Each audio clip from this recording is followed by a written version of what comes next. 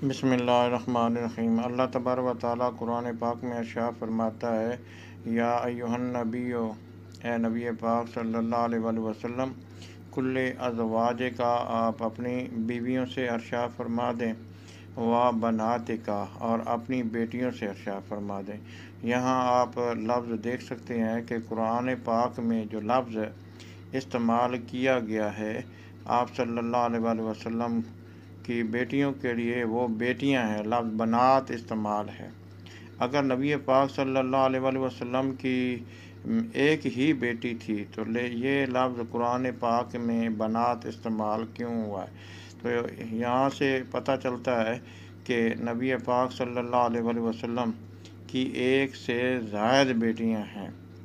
इसी तरह एक और वाक़े में ज़िक्र है कि हज़रत कतादा रज़ी अल्लाह तआला अन्हु, जो कि सहाबी रसूल सल्लल्लाहु अलैहि वसल्लम थे, आप बगदाद शरीफ में तशरीफ़ लाए और लोग आपके गर्विदा हुए तो उन्होंने कहा, क्या लोगों, जो सवाल पूछना चाहो पूछो।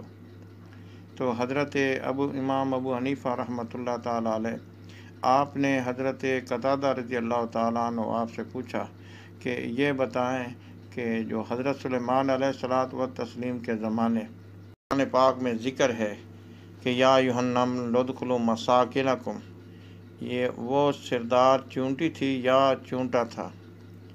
तो हज़रत अबू कतादा रज़ी अल्लाह ताला अन्हु आप परेशान हो गए और पूछा कि ऐ हज़रत इमाम अबू हनीफ़ा रहमतुल्लाह ताला अलैह, आप ही बता दीजिए।